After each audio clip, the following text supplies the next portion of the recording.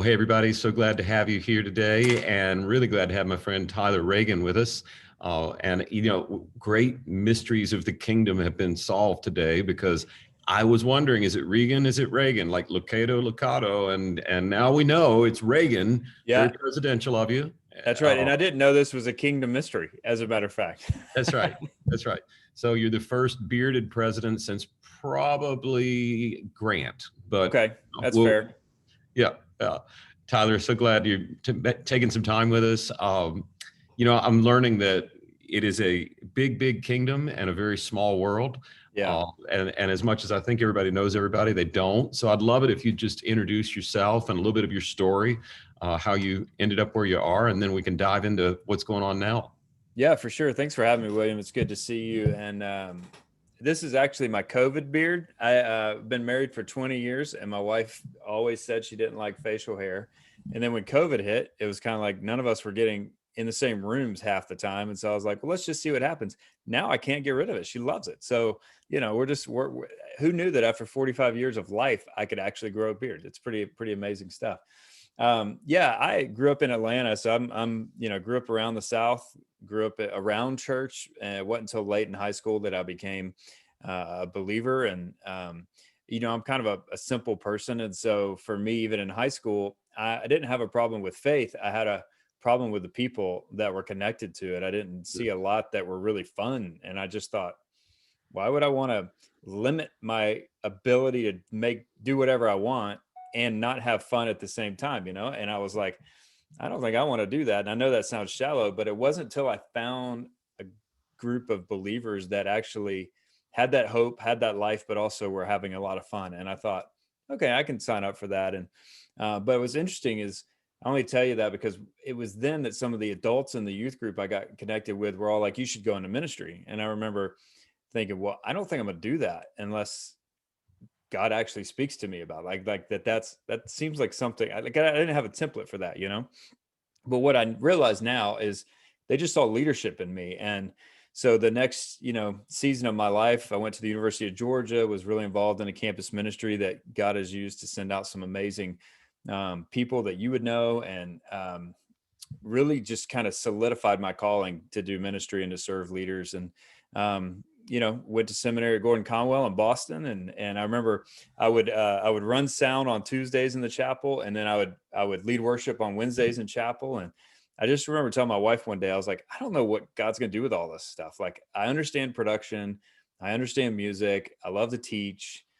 Okay, let's see what's going to happen. And fast forward a few years, ended up working with Andy Stanley and North Point Ministries for about 12 years, started 2 campuses for them, Athens Church and Brownsbridge, and fell into this niche of service programming and understanding how to put services together and how to take bottom lines and stuff like that, and would produce the big conferences that we would do. And about 5 years into that, I got a call from a little organization called Catalyst, and they said, would you come and produce our big events? And I was like, I still have a full-time job, but sure, let's try it. And what's funny is in the middle of all that is when I really started understanding leadership and believing in it. I had a coach, Fran Lamatina. I don't know if you've ever met Fran, but Fran is just one of those like incredible people. She was a female coach, which, for the last 30 years, she was breaking a lot of ground in a lot of spaces and working with executives. And she was coaching my team one day, and I remember thinking, I love that. Like, I think I could do what she does. And I went to her, I said, Fran, I need you to just go ahead and hire me part-time or do something. Let me do some coaching with you. And she was like, no. She was like, and then she started thinking, and she was like, you with your creative bent, with your background in production, like, you really could coach in a unique way. And so I just fell in love with leadership. I watched it matter. And especially in the church, I just felt like the church had a reputation for not being good at it. And people we'd have leaders that could preach the paint off the wall on Sunday, but what they said on Sunday didn't match who they were Monday through Friday. And I remember thinking there's a disconnect there. Like, we should be the best leadership organization on the planet, honestly. And so, yeah, man, fast forward a little bit, ended up going to Catalyst full time. And after a year being the creative director, I moved into the director seat. Brad Lomenick, a friend of ours, moved on, took a change of seasons. And next thing I know, I'm standing in the director's seat of this national thing, thinking about the fact that I've got to carry the weight of legacy of John Maxwell and Andy Stanley and all these other great leaders that I'm standing on their shoulders, And so it just, it was a unique time, So just to finish that quick story, I did that for about 6 years. And then the last couple of years, I've been doing full-time leadership coaching and consulting, and started a nonprofit for pastors. So that's a little bit up to speed, but yeah, it's leadership and faith have always been very central to my calling and to what I do day in and day out. That's awesome. And I'm seeing a thread run through here. Going from being sound guy at Gordon Conwell Right. to working at North Point, and it's a service, to Catalyst. I remember the first year I went to Catalyst, and I was this Presbyterian pastor, and I went to John Maxwell, said, "You need to come sit with me at this conference." And I'm like, okay, whatever. I'd never seen anything like it. It was this amazing, but the whole conference world, it felt like was changing, and maybe the mass attraction things were decelerating a little bit, and then COVID just decelerated that much faster. Yeah. But what I'm noticing is the move is obviously away from content, right? Like, why are people even listening to this? This isn't an experience. This is just content. But it's now like the experience. It's not pass on knowledge. So I am seeing that like as your new production in your nonprofit, which is pretty amazing. Tell us a little bit about your nonprofit and what you're doing, because it's a pretty amazing experience.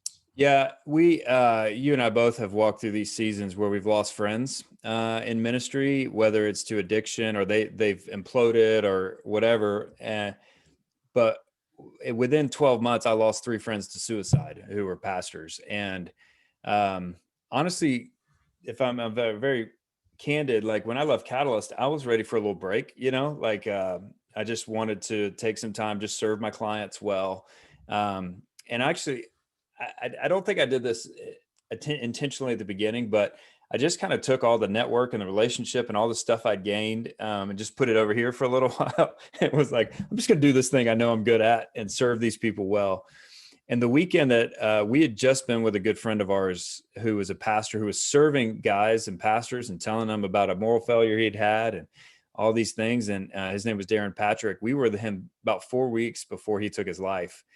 And the weekend that he took his life,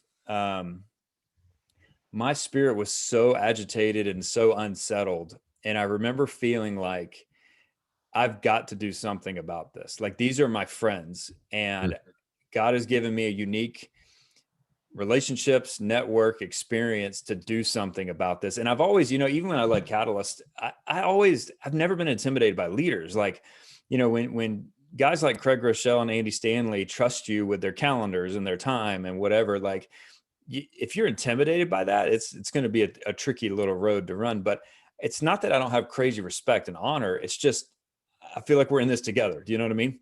And so I think that weekend, it just stirred in me so deeply. We've got to do something. And at that time, I was just thinking about male pastors. I know them best. I know what they're doing. It's a majority of the pastors that we interact with. Why do they keep doing this? Like, why do we keep losing them? And so we came up, called a friend of mine, Josh Turner, who was a pastor in Orlando. He lives up here in Atlanta with us now. And we both have a heart to serve these. And he was actually with Darren serving pastors and was really close to Darren. And so what we came up with is called the 10-10 Project. And it's based on Ecclesiastes 10:10 that says, when the axe grows dull, it's harder to swing, but with skill comes success. And the idea is that most pastors, the more successful they become, the more isolated they become, right? Where are they going to talk about the things that are deep, that are struggles, that are real?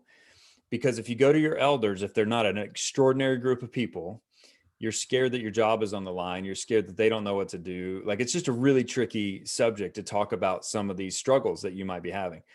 Your friends, the more successful you become, tend to end up on payroll, or, they go to your church. So there's just this lack of, where do I talk about life and some of these things? But then I know you've been on some of these too, but then you can go fly fishing in Montana with our friends at Refuge, and you see guys start opening up about what's going on and feeling safe, just and a day later go back to a place they don't feel safe. And so what we've put together is a 12-month process, and we're about to leave. That's kind of we're about to leave this week with our second group of 6 or 7 pastors. We kick it off with some world-class excursion, get them around the fire, get their phones put up, and we're just going to catch up and learn each other. And then they will be in group with that same group of 6 or 7 for the next 12 months in community. We'll go through monthly coaching with world-class leaders that we'll do an hour with them on Zoom, and then they'll break up in their group, check in. Halfway through this is where we'll hit mental and emotional health with either on-site or some sort of retreat with a counselor to talk about tools we can learn to deal with that stuff better. And then another 4 or 5 more months of coaching and finish off with another world-class excursion. So the goal is for them to have fun. The goal is for them to get some friends in their corner who don't need anything from them, but want to just be their friend and understand that, and then learn some tools to be better leaders. So honestly, William, it's like, I love my season at Catalyst. And even as you talk about like the 10,000, I'm probably honestly more excited about spending the next 4 days with 6 guys around a fire and UTVs riding from Bryce Canyon to Zion National Park than standing in front of 10,000 people. There's something about being able to get in that smaller circle for a long time that creates community. So that's a big part. And I think I could do this for the next 20 years of my life, hopefully, That's great. And such a needed thing. I mean, the calls we get when people call me and they're like, when a church calls us to help them find their staff or nonprofit or whatever, that's fine. But we always have people calling us. So maybe it's time for me to look for a new thing. And my standard response is, call me back when it's not Monday. Yeah.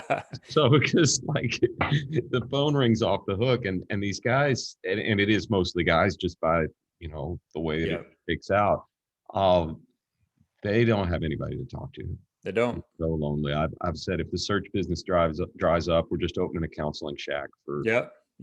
For pastors. And you're gonna, the wave of burnout that's coming from COVID, where the target constantly moves and you lost both ways every time you tried to hit a target. Like, it's just we're just trying to prepare for an influx. And honestly, that's why we became a nonprofit, because we wanted to have churches give mission dollars or whatever the thing is, so that we can have capital, because we're going to realize some of these guys will get in this and their marriage needs some work. And we just want to be able to pay for them to send them straight to a marriage weekend, or like, we're trying to do our part in the kingdom.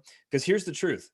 We want to be preventative in nature. When someone goes off the rails, the collateral damage to that faith family is way more money than you're going to invest in them for this year to be a part of something like this, right? Couldn't agree with you more. It's significant amount of collateral damage, not only to that family themselves, but to the faith family who has been walking and journeying with them.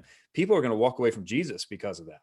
Like, it's going to happen. And so our heartbeat is just going, how do we get in the lives of men and women early enough in their careers to keep them in the game for the long haul? That's awesome.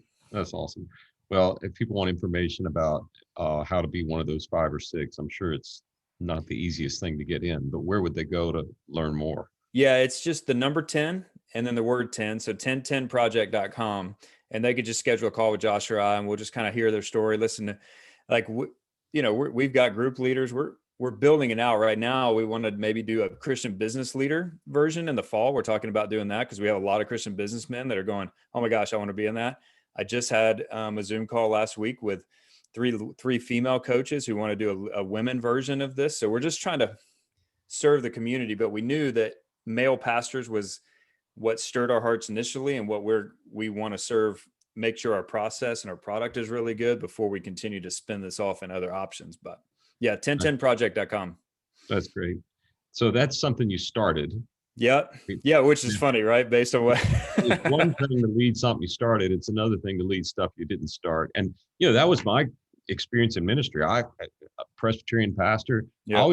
What are you talking about starting a church? I served First Presbyterian Houston. That's where Sam Houston went to church, like, been around a while. So I always was walking into things that had been around a long time, but in an era, particularly after sort of the Saddleback Willow and then North Point Life Church, like the whole wave of people who started churches, which has been amazing, is now turning into our life, where we're doing succession. We're finding a guy or gal that's going to follow the person who started it, or the third time since someone started it. And it's a whole different deal. And that's what last time we talked, made me say, I've got to get you on this podcast because you're speaking and writing to exactly what most of the people we end up putting places are Yep. living. And that is, how do you lead something you didn't start? Yep. So you wrote a book recently, right? Yep. I imagine that was birthed out of your own, like, oh crap, what do I do? Tell us a little bit about what birthed this idea in you, and then walk us through the book some. Yeah. So when I took over, I remember leaving on Friday as a creative director at Catalyst and then coming on Monday as the director of Catalyst. Well, that was a different seat to sit in, right? And Brad had done such a great job of growing that organization.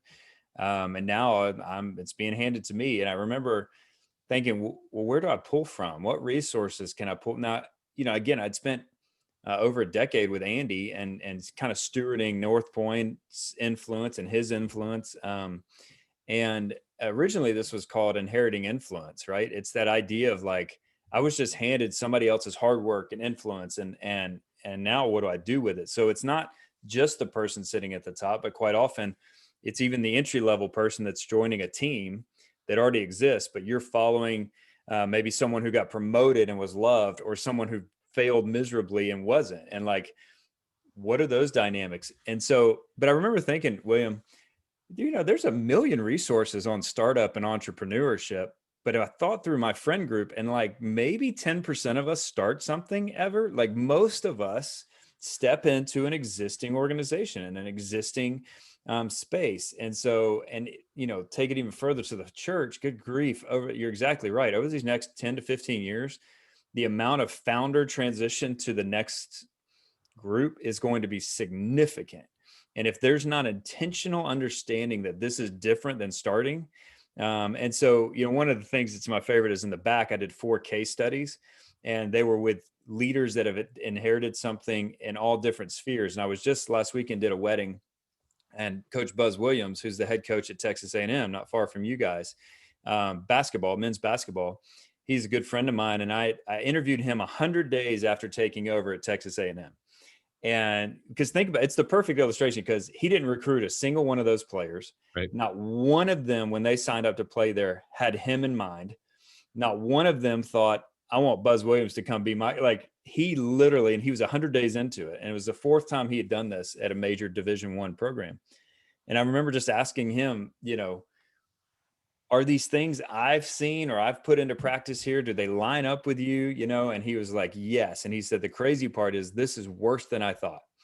And, but how do you do that? And so I just wrote this thinking, well, when I stepped in at Catalyst, what did I learn, good and bad? What landmines did I step on trying to manage this national platform that had a lot of influence, but also legacy? But what did I do that maybe worked a little bit? And, I just simplified it. I call it the EPIC process, but I spent about 3 chapters on the first 3, E, P, I, and then C, I'll get to in a second. But basically, and this is what's interesting, and I know you guys do this as well, but the first one is just evaluation. What's interesting is most people think evaluation once they get in the building. I think one of the most critical things is to make sure that when you're interviewing for a role like this, that you uncover every single rock that they will possibly tell you. Because like Buzz Williams says, I get 100 days in, this is way worse than I thought. Oh, listen, dude, sorry to interrupt, but like, I tell people all the time, whether it's a church or nonprofit we're representing to find the next CEO or senior pastor, or a candidate we're interviewing for a job, I think that a big part of what God's called us to be is the guy that makes sure that no one walks down the aisle with Rachel. That's right. And wakes up next to Leah. Because like that's the way it goes. It's a great way to say it. I'm putting on my best, best dress, best everything, and then you wake up and you're like, "Whoo, that's Leah." Like, so that's right. And the truth is, William, it's on you as the leader if you didn't do that. Yeah. Right. If you get in, you never ask to see the financials, and there's so many layers to it. And the truth is, nobody has to be perfect. Nobody expects you to be perfect, but I want to know what I'm getting into. And if the skeletons in the closet are more than I can handle, at least I know that up front. But if I look at them and go, okay, yeah, I get that. Everybody's got some of that stuff. Bingo. I think I can help with that. That is now. You That know, is so now I strong. walk in with confidence and I'm going to potentially gain influence from the beginning. And that's my heartbeat in all this. Like when you step into something you didn't start, even as a college graduate, we're right in graduation season. There are so many students that are about to step into their very first job. My heartbeat is we want you to gain influence from the moment you walk in, not lose it because you handle this transition poorly. And so in evaluation, one of my favorite things too is when I have a new staff member, I always tell them they are a gift to our organization. So when you step in, you're a gift to the organization because you bring fresh eyes to the organization. You're going to see things that nobody else is seeing because they've been living with it. It's that Andy Stanley had a talk called the old couch. Like it's that couch in the house that you just forget how ugly it is because it's been there so long. And so I used to tell the people, like, when you join our team for the first 3 to 6 months, I want you to ask us every single question that comes to mind, every single question. And if we ever answer that question with, well, it's just how we've always done it, and we don't have a better response than that, then we better relook at why we've done something the way we have. So I just think evaluation, understanding who I've got, what I've got, because when you walk in day one and the team recognizes that you know what you're stepping into, you know what they've been through, you know the toxic culture they've inherited, whatever the thing is, you gain influence because they recognize, wow, you knew this, but you still said yes. Like you believe in us, you believe, and it's kind of goes back around with emotional intelligence. Emotional intelligence doesn't say you're not going to make hard decisions sometimes. It says that I'm going to make hard decisions, and you know that I understand the decision and the emotional impact this is going to make, and yet I still feel like it's an important decision. Same thing when I step in as a leader to something I didn't start.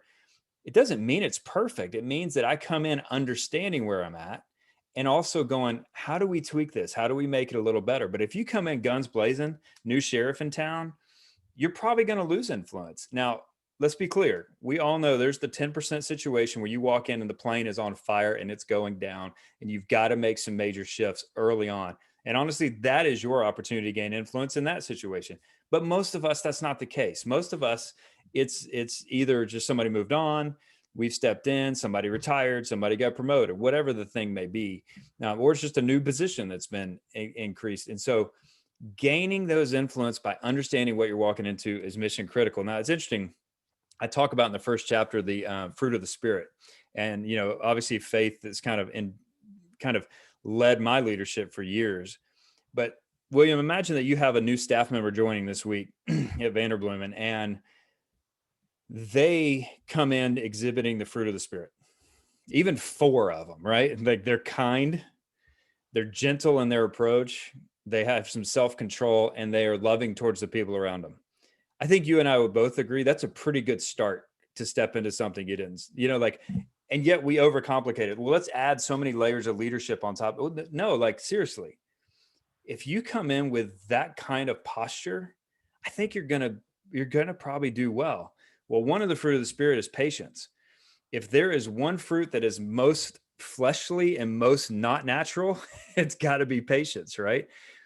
Imagine though, when you step in to lead something you didn't start, it will become the fruit that might be the most absolutely important piece to your transition. It's patience with profit. Like you got to be patient with that sometimes. It's patient with people. It's patient with their passion. Like you might have a passion for this, but they're not there yet. Like it takes some patience on your part. The I for me is implementation. Now we're going to move into culture, vision. How do we model what we're talking about?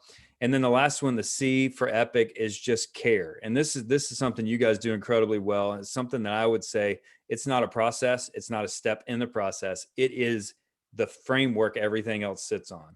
You have to go in. It's what our friend Maxwell always said, right? People don't care how much you know until they know how much you care. That's right.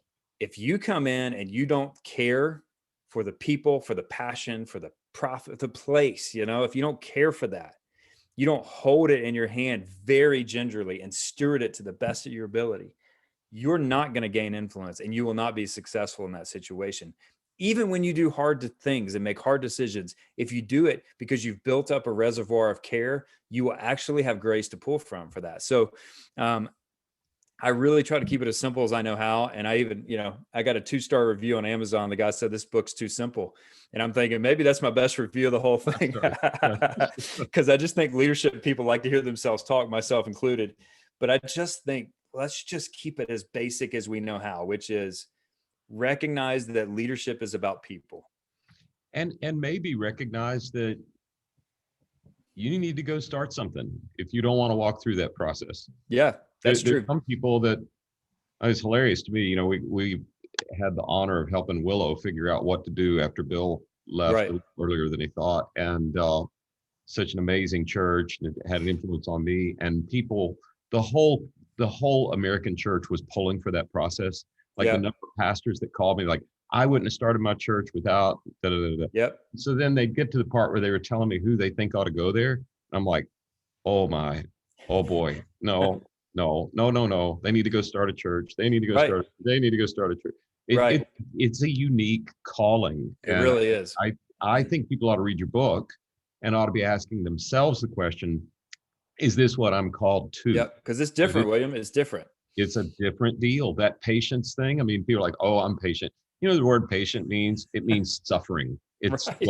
it's where the word comes from in the Yep. Latin. Like, the passion of Christ is the patience of Christ. It's the That's same. right. So, you know, I think this is a much needed resource. And if you're out there and you're listening and you're one of those people who's like, I need to go on to the next thing, you probably ought to do a little bit of self-check and get Tyler's book and read it so that you can not wake up next to Leah.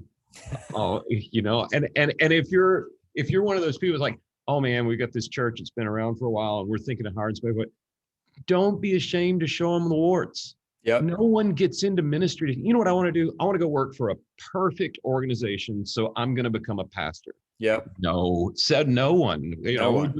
you know. So I tell people, hey, if you're an employer and you're interviewing people, let me tell you the one thing a pastoral candidate can't take: a surprise.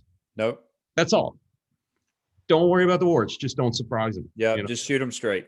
Yeah, but what a helpful resource. And I mean, I know we were supposed to talk about your book the whole time, but I'm so stoked about you taking care of pastors because you know, 13 years of doing what I'm doing, it's really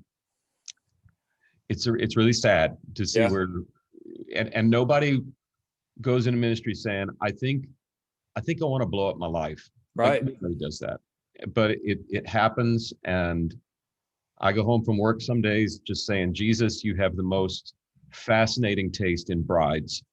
Why do you love this thing so much when it's killing all these people? Right. So thank you for doing what you're doing to try and help and stand in the gap there. And thanks for this resource. It's leading things you didn't start. And Tyler, any last words to particularly to somebody out there right now? It's like, yeah, no, it feels pretty Monday right now. I'm about done. What would you say to that person right now?